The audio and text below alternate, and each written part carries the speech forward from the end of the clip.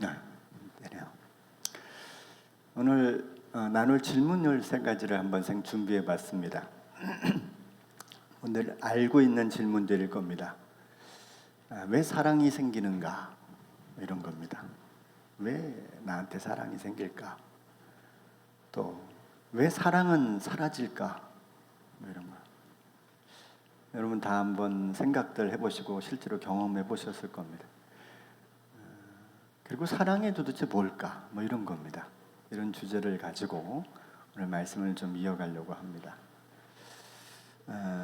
소위 만남과 헤어짐이 쉬워지고 또 이혼과 또 비혼이 흔해진 그런 세상을 우리들이 살아가고 있습니다.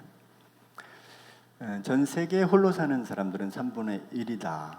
1인 가구가 3분의 2이다. 이렇게 얘기를 합니다. 그래서 어쩌면 이런 질문이 진부할 수도 있겠지만 그럼에도 불구하고 여러분, 사랑은 우리들의 삶의 가장 중요한 문제이잖아요. 우리가 이곳에 있는 이유도 사랑 때문이고, 우리가 가족과 함께 사는 이유도 사랑 때문이고, 또 우리가 무엇을 한다고 직업, 또 우리가 학교에서 공부, 또 내 인생의 어떤 꿈들을 펼쳐가는 그 중심에 사랑을 배제하고서는 설명할 수 없을 것입니다. 누군가를 사랑하기 때문에, 그죠? 오늘 우리는 주님을 사랑하기 때문에 이곳에 왔습니다. 성경은 우리에게 두 가지 방향의 사랑을 이야기합니다. 하나님 사랑, 이웃 사랑. 물론 그 이웃에는 우리 자신도 포함되어 있고요. 이따도 잠깐 말씀드리겠지만 이 두 가지는 내용이 조금 다를 수는 있어도 본질은 같습니다. 예수님은 하나님을 사랑하는 것을 뭐로 볼 수 있냐면 사람을 사랑하는 것으로 그 기준을 삼겠다고 말씀하셨습니다. 사람을 향한 마음이 곧 하나님을 향한 마음이라면 내용이 다른 거죠. 내용이 다를 뿐 사랑이라는 우리들의 마음속에 있는 그 고유한 사랑은 같을 것입니다. 자, 첫 번째 질문입니다. 여러분도 한번 속으로 생각해 보십시오. 사랑은 왜 생길까? 그런데 오늘 저는 뇌과학자들의 입장을 좀 가지고 왔습니다. 뇌과학자들에 따르면 사람은 뇌의 호르몬의 정교한 작용에 의해서 사랑이 생긴다는 겁니다. 요즘에 뇌과학이 엄청나게 발전을 했더라고요. 세상의 모든 학문, 컴퓨터도 얼마나 많이 발전했습니까? 그런데 뇌과학도 굉장히 발전했어요. 여러분, 뇌과학으로 믿음을 풉니다. 어떤 작용에 의해서 우리가 믿음을 갖게 된다는 거예요. 그러니까 당연히 사랑도 뇌와 호르몬의 정교한 작용으로 만들어지는 거다, 이렇게 말해요. 이게 우리 머릿속에 있는 뇌인데 맨 바깥에 신피질이라는 게 있고 그 가운데 노란 부분을 감싸고 있는 그 부분이 이제 변연계라고 말한답니다. 그리고 그 가운데 이제 원시뇌가 있다고 해요. 자, 이 원시뇌 제일 가운데 있는 것은 호흡과 또 우리 몸의 순환, 체온적인 신진대사를 작용을 관할한답니다. 그리고 거기 아까 노란색 부위의 그 다음 부분이 변연계인데 여기에는 감정과 직관과 사랑, 이런 것들을 그 안에서 주관하는 거예요. 그리고 그 위에 뭐가 덮여 있냐면 신피질이 뇌의 전체 부분을 덮고 있는데 이게 바로 논리와 이성 그리고 언어를 주관하고 있다는 거예요. 포유류, 그러니까 소위 젖을 먹여서 키우는, 자녀를 키우거나 새끼를 키우는 포유류는 이 변연계가 아주 뚜렷해요. 가운데 그 노란 부분이 뚜렷해서 감정을 느끼게 된다는 거죠. 분노하고 또 좋아하고 또 이런 슬퍼하는 이런 것들이 나타난다는 거죠. 그리고 그러니까 인간은 그 어떤 포유류보다 더 엄청난 상당 부분의 신피질을 가지고 있어서 논리적이고 또 계산적이고 생각을 할 수 있는 거예요. 근데 여기 재밌는 거 하나 있습니다. 이게 뭐냐면 제가 이걸 보면서 느낀 것은 그 신피질을 속에 변연계가 있다는 거죠. 변연계는 뭘 한다고요? 감정, 사랑, 이런 거. 그러니까 이게 설득이 돼야만 논리가 적용이 되는 겁니다. 아무리 우리가 좋은 말로 다른 사람을 설득한다고 해도 감정의 변화가 없으면 인간은 뇌 원심뇌를 덮고 있는 게 변연계이기 때문에 감정이 동해야 마음이 동하게 된다는 거예요. 재밌죠. 그러니까 머리로는 이해되지만 네 말을 못 받아들이겠어. 이것은 감정의 동의가 일어나지 않으면 안 된다는 거죠. 여러분, 되게 중요한 얘기인데요. 신앙은 그래서 논리가 아니에요. 신앙은 결단입니다. 내 마음의 감정의 변화, 감정의 이입이에요. 자, 어쨌든 변연계가 감정을 조절하는 방식이 뭐냐면 호르몬을 분비해서 생각과 신체까지 영향을 미치게 한다는 거예요. 그래서 이 사랑에 빠지면 도파민이라는 호르몬이 나오는데 이게 탁 나오면 이제 흥분을 한답니다. 기분이 아주 좋아지고. 사람을 좋아하는 사람을 만나고 사랑하는 사람 만나면 막 도파민이 나와가지고 기분이 너무 좋게 된대요. 그 어느 날 이제 사랑하는 사람을 봐야 되는데 그 사람이 안 보이는 거예요. 볼 수도 없는 거야. 그러면 이 도파민이 분비가 안 되니까 이제 우울해지고 마음이 힘들어지면서 병이 걸린답니다. 그게 상사병이랍니다. 네. 이게 교육부에서 만든 블로그에 나온 자료를 제가 그대로 지금 하고 있는 겁니다. 깊이 빠지면 이 페닐에틸아민이라는 호르몬이 나오는데요. 얘는 그 감정을 더 각성시키는 효과를 가지고 있대요. 막 흥분하게 하고 막 가슴이 두근두근하게 만드는 거죠. 여러분 이런 경험들이 다 있으시죠? 네. 하도 오래돼서 잘 모르시는 거. 네. 그럴 수 있지만 호르몬 작용에 의해서 그럴 수 있다고 합니다. 그 외에도 여러분 번식력을 일으키는 옥시토신이 나와야 사람이 또 자녀를 낳을 수 있고 또 그런 환경을 만들어갈 수 있대요. 출산할 때도 이 옥시토신이 분비가 돼서 출산케 만드는 힘이라고 말하더라고요. 거기에다가 극도의 흥분을 만드는 엔돌핀까지 모두 사랑을 만드는 그런 작용을 한다는 거예요. 자, 이러면 호르몬 분비가 약 18개월에서 한 30개월 정도가 활발하게 나타나는데 이 뇌과학자들은 이 사랑을 일종의 호르몬 중독 현상 이렇게 보는 사람도 있대요. 이렇게 얘기하니까 그걸 읽고는 제가 그런 생각이 들더라고요. 참 사랑 별거 아니네. 네? 그죠? 인간의 뇌는 다른 어떤 포유류보다 커서 그 뇌의 상호작용을 통해서 다만 뭐 호르몬이 나오니 안 나오니 이걸 떠나서 유대감을 형성하고 다만 남녀의 사랑만이 아니라 모든 관계 속에서 비슷한 류의 삶을 누릴 수 있는 환경을 가질 수 있고요. 또 그건 역시 뭐 호르몬으로 작용될 수 있을지 모르겠습니다. 그러나 좀 전에 말씀드렸듯이 이러한 사람 속에 일어나는 감정과 생각의 변화로 일어나는 사랑의 감정은 하나님을 사랑하는 것과 굉장히 유사하다는 거예요. 우리가 하나님을 사랑하는데 사람을 사랑하고 좋아하는 감정을 배제하고 사랑할 수도 없고요. 그 감정이 아닌 사랑을 가지고 사랑할 수도 없다는 것입니다. 그래서 그런 사랑을 연결시켜서 한번 얘기를 해보려는 겁니다. 그렇다면 왜 사랑이 그런 우리 마음속에 있었던 사랑이 사라질까? 호르몬이 끝나서 그런가? 에바 일루즈라고 하는 이 히브루 대학의 한 교수는 사랑이 사라지는 이유에 대한 이야기를 자기 책에서 이렇게 얘기했습니다. 사람은 서로에 대한 신뢰와 의무를 다하지 않아서 사랑이 끝나는 것이 아니라 사회적 구조로 인해서 사랑이 끝난다. 좀 가슴 아픈 얘기죠. 오늘날 같이 경제적 환경이나 사회적 환경이 우리로 하여금 가정을 깨고 우리들의 삶을 무너뜨리고 관계를 깨는 일도 굉장히 많습니다. 친구들과의 우정이 깨지는 이유도 그런 여러 가지 재정의 문제나 환경의 문제 때문에 깨지는 경우도 너무 흔하게 우리가 볼 수가 있죠.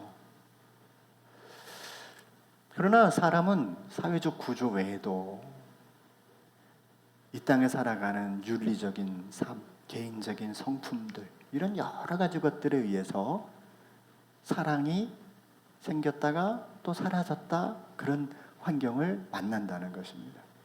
우리는 각자의 인격과 서로를 대하는 방식에 따라서 또 그 태도에 의해서도 서로에 대한 감정의 변화를 쉽게 겪을 수 있는 사람들이에요. 그렇지 않습니까?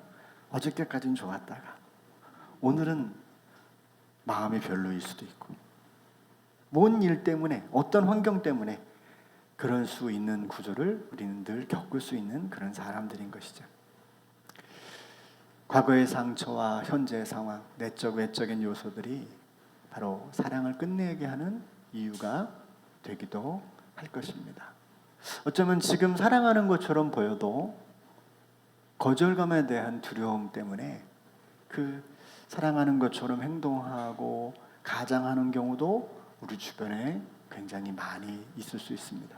근데 여러분, 제가 드린 이 두 가지 질문, 왜 사랑이 생기나 혹은 사랑이 왜 사라지냐라고 하는 이것은 뇌와 호르몬이 작용하고 윤리적이고 사회적인 구조 때문에 또 호르몬이 분비되고 또 이런 여러 가지 상황 속에서 우리가 한 번 더 우리를 생각하게 만듭니다. 그게 뭐냐면 이런 겁니다, 여러분. 마치 우리가 이제 이걸 생각하면 그러면 호르몬이 나와서 사랑을 하느냐? 이 질문은 근본적인 게 아닌 거죠. 가만히 생각해 보면 먼저 뭐가 있습니까? 발견하는 뭐가 있는 거잖아요. 자, 우주가 어떻고 저떻고 얘기해도 우주라는 것이 만들어지는 게 우선인 것처럼 우리가 호르몬이 나오든 뭐가 나오든 어떠한 상황 속에 놓여지는 순간들이 있어야 사실은 우리가 사랑이 발동되기 시작한다는 것입니다. 그렇다면 과연 이게 뭐냐는 거죠. 근데 우리들이 가지고 있는 여러 가지 것들, 아까 좀 적인 개인적인 경험과 나의 윤리적인 상황 때문에 내가 좋아하고 내가 기뻐하는 것들이 내 마음속에 사진처럼 만들어져 있다는 거예요. 우리 각자가. 그래서 이상하게 그 사진만 보면 기분이 좋은 것처럼 그런 환경만 되면 마음이 감동이 되는 겁니다.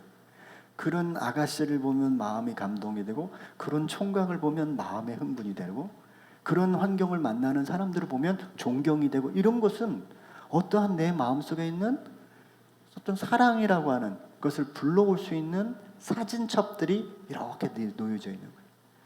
꺼내서 어쩔 때 이 사진을 꺼내고 어쨌든 저것을 꺼내지만 결국은 그렇게 만들어지는 거예요.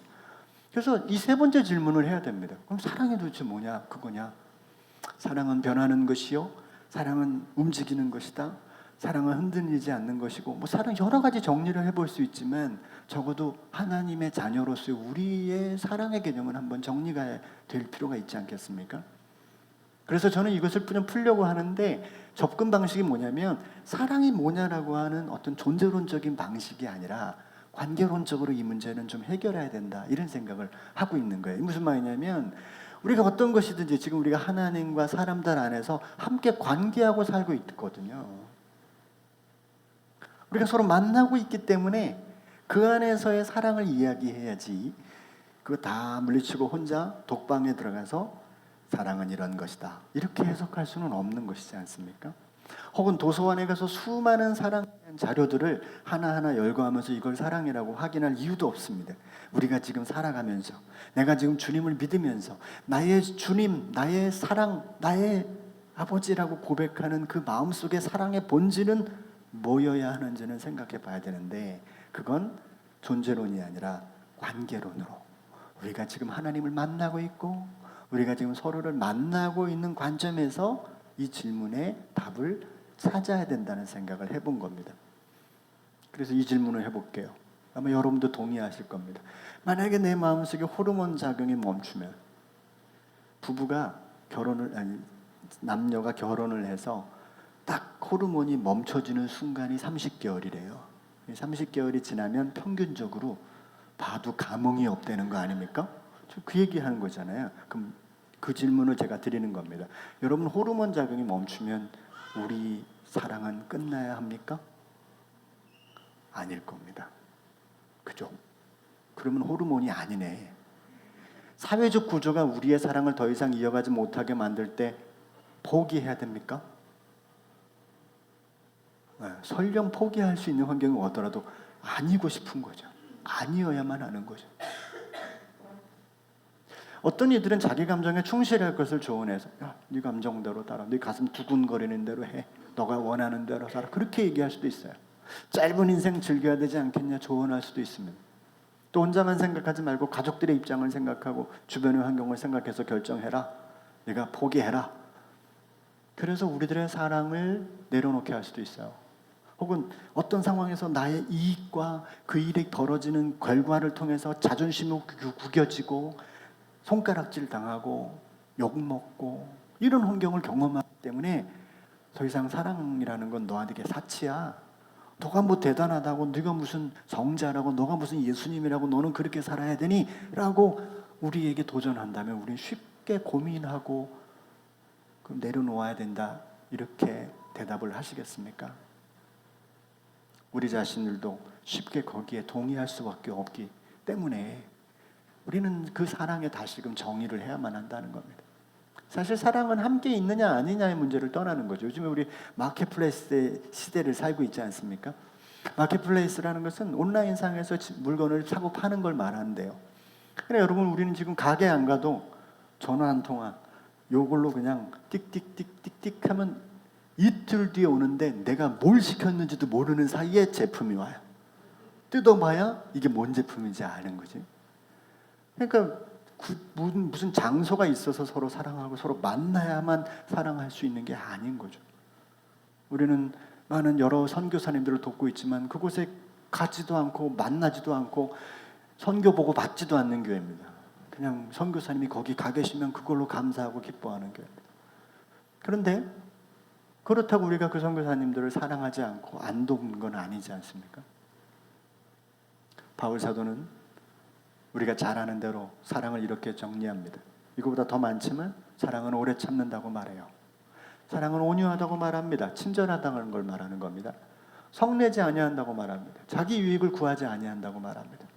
여기에 깊이 담겨진 하나님의 깊은 뜻을 찾기 전에 단순한 언어로 한번 차용해 보십시오. 그죠? 누군가를 향한 인내입니다. 누군가를 향한 최선의 서비스의 친절입니다.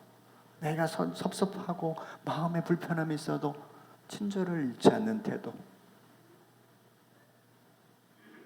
성내지 않는 태도. 거기 뭐가 복잡할 게 있습니까? 내 유익을 위해서 관계하지 않는 태도, 그게 사랑이라는 말이죠. 이게 얼마나 명쾌하고 분명한 정의입니까? 관계 안에서의 사랑이란 그런 것들이라고 성경은 말합니다. 그러면 그 하나로 끝나느냐? 우리는 호르몬의 작용이나 사회적 구조로 자신을 결정하는 사람들이 아니라는 거죠. 우리는 하나님의 입으로 나오는 모든 말씀으로 살아야 하는 존재입니다. 예수님이 이렇게 말씀하셨습니다. 마귀에게 하신 말씀이에요. 예수께서 대답하여 가라사대 기록되었으되 사람이 떡으로만 살 것이 아니요 하나님의 입으로 나오는 모든 말씀으로 살 것이라 하였느니라 하시니. 아까 제가 바울 사도의 고백을 얘기했지만 오래 참고 온유하고 성내지 아니하며 자기 유익을 구하지 아니하는 삶은 하나님의 입에서 나오는 모든 말씀의 점 하나에 불과한 것입니다. 때로는 성질을 낼 때도 있습니다. 때로는 인내하지 않아야 될 때가 있습니다. 여러분, 갑자기 지호가 갑자기 저 계단을 막 올라가는데 떨어질라 그래. 인내해야 됩니까? 떨어질까지? 큰일 날 일이지. 네. 쫓아가서 밑에서 막아야죠. 이건 어떤 하나라고 얘기할 수 없는 겁니다. 그러니까 우리가 하나님의 말씀 안에서 찾는 사랑이라는 개념은 하나님의 말씀대로 사는 게 가장 중요한 사랑이라는 겁니다. 누구를 향해서 그 사람의 생각과 판단을 이해하기 전에 하나님의 말씀으로 그분을 대하는 겁니다. 그건 가장 중요한 사랑. 여러분, 저는요 무슨 예언하는 능력이 있거나 병을 치료하는 능력이 없어요. 제가 봐도 별로 없습니다. 주변에 어떤 분들은 기도받고 낫다 그러는데 제 능력으로 난 건 1도 없습니다. 근데 저는 한 가지는 마음속에 하나님께서 나를 통해서 이 일을 이루시면 좋겠다고 늘 기도하는 게 있습니다. 그게 뭐냐면 하나님의 말씀을 통해서 나눠지는 거예요. 저분이 하나님의 말씀을 통해서 하나님을 발견할 수 있다면, 내가 하나님의 말씀에 조금이라도 가까이 가서 그 말씀을 조금이라도 보여줄 수 있는 존재가 된다면, 그럼 그게 제가 할 수 있는 사랑인 겁니다. 근데 그게 저만 그럴까요? 사랑하는 성도 여러분, 저는 우리 모두가 그렇게 사랑하기를 원합니다. 하나님의 말씀으로 사람을 대하는 겁니다. 그 사람의 상황이 어떻든 형편이 어떻든 나를 향해서 하는 태도가 어떻든 나는 그저 동일하게 하나님의 말씀과 방식에 의해서 그분을 대하는 것, 저는 이걸 우리가 정의할 수 있는, 제가 정의할 수 있는 사랑이라고 저는 말씀드릴 수 있습니다. 쉽지 않겠지만 우리는 하나님이나 사람에게 이유를 불문하고 그저 참아야 되는 거죠. 여러분, 하나님에게도 참아야 되는 거 아세요? 열심히 기도하는데 응답이 안 와. 다윗이 뭐라 그럽니까? 하나님, 언제까지 기다려야 됩니까? 그렇잖아요. 여러분, 하나님 앞에 기도 많이 하는 사람은 이런 말 할 수 있어요. 하나님, 언제까지 기다려야 됩니까? 예?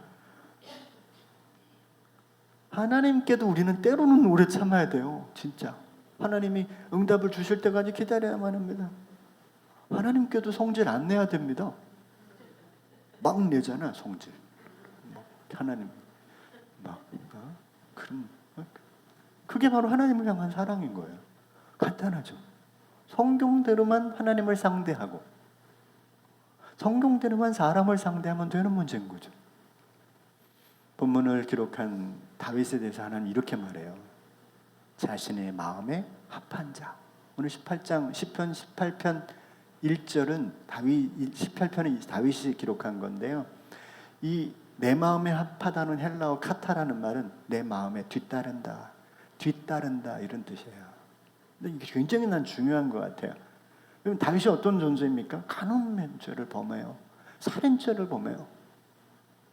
이 우리가 일생을 사는 동안에 쉽지 않은 범죄 아닙니까? 그렇잖아요. 이거 정말 쉽지 않은 범죄잖아요. 근데 다윗은 이 두 개 다 했다니까요. 그런데 하나님이 그를 내 마음에 합한 자다. 근데 그 내 마음에 합하다는 그 카타라는 의미는 나를 뒤따른다라는 말이에요. 뒤따른다. 너무 훌륭하고 너무 인격적이고 너무 뛰어나다는 걸 말하는 게 아니라 내 뒤를 따라온다 이런 뜻이죠. 그의 마음은 주님의 뒤를 따르려 한다는 것이죠. 오늘 우리가 그렇게 했어요. 주의 임재 안에 갇혀 내가 주를 따르겠습니다. 그렇게 고백했어요. 주께서 주신 모든 은혜 나는 말할 수 없네. 그래서 내 영혼 즐거이 주를 따르려 합니다. 이게 카타. 내 마음에 합한 자다. 이렇게 저는 고백할 수 있습니다. 다윗은 사랑을 고백해서가 아니라 하나님의 마음의 뒤를 따르려는 그곳에 서 있다는 거예요. 우린 그 자리에 없을 때도 많아요. 늘 세상의 환경 속에 어떤 환경 속에 서서 거기서 내 자신의 자리를 잡고 있을 때가 많거든요. 근데 하나님의 합한 자는 하나님의 말씀 앞으로 또 가는 겁니다. 기어서도 가고 몸부림치며 가는 거죠. 또 툭 떨어져가 저기서 처박혀가지고 또 어쩔 수 없어. 그래도 또 내 자리가 거기거니 하고 이어가는 겁니다. 그게 합한 자의 자리로 가는 것이죠. 그게 저는 사랑이라고 봅니다. 우리가 사랑의 사람이 되고 주님을 사랑할 수 있는 것은 완성이 되어서가 아니라 그 길에 서 있기 때문임을 저는 믿습니다. 그 주님의 말씀대로 그거 안 되거든요. 그렇지만 안 된다고 포기하지 않냐고 또 말씀대로 또 말씀대로. 여러분 시편 18편 1절을 우리가 한번 읽어보겠는데요. 읽기 전에 이 해설이 들어있습니다. 시편 18편 1절에. 자, 이 해설을 같이 한번 읽어볼까요? 시작. 여호와의 종 다윗의 시 영장으로 한 노래. 여호와께서 다윗을 그 모든 원수와 사울의 손에서 구원하신 날에 다윗이 이 노래의 말로 여호와께 아뢰어. 여러분 보세요. 그 모든 원수와 사울의 손에서 구원한 날, 이런 날, 내가 주님 사랑합니다 이렇게 고백 안 할 사람이 있습니까? 그거 안 하면 배은망덕한 사람이죠. 그런데 하나님이 요 구원을 가지고 이렇게 구원했다고 다윗을 칭찬했을까?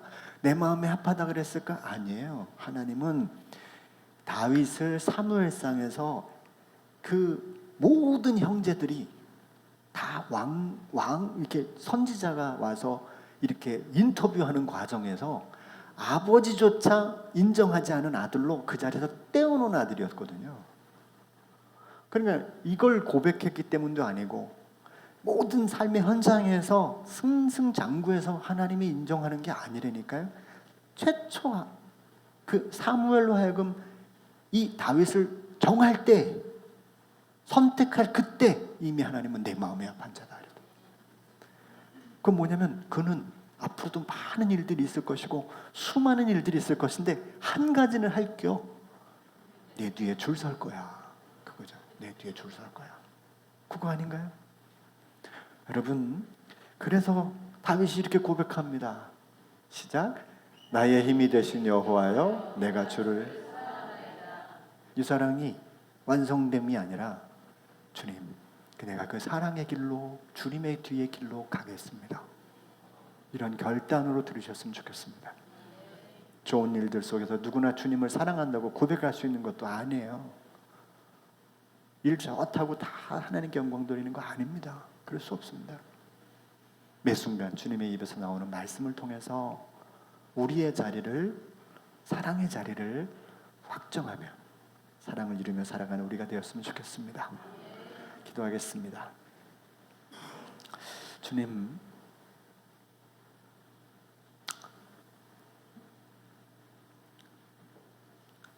주님을 너무 사랑합니다. 우리는 우리의 생각이 앞서고 우리들의 환경들에 늘 지배를 받고 살지만, 그러나 오늘 이 자리에 우리가 온 것은 다시 주님의 뒤에 서기 위함입니다. 그래서 주님 앞에 왔습니다. 그러나 주님은 우리를 뒤에 두시지 않고 주님은 우리 안에 오셔서 나와 함께 계시고 나의 마음을 받으시는 분이심을 알기에 너무나 감사를 드립니다. 우리가 처한 모든 환경 속에 세상의 윤리나 세상의 방식이 아닌 주의 말씀이, 주님의 입에서 나오는 모든 말씀만이 나의 지금의 모든 상황을 살릴 것이라고 하는 믿음을 가지고 그 말씀이 내가 대하는 모든 사람들을 상대하는 방식과 이유가 되기를 소망하며 다시금 쓰러지는 마음을 가지고 주님 앞에 한 걸음 한 걸음 나아갈 수 있는 주의 자녀들이 다 되어지도록 인도해 주시옵소서. 예수님의 이름으로 기도드렸습니다.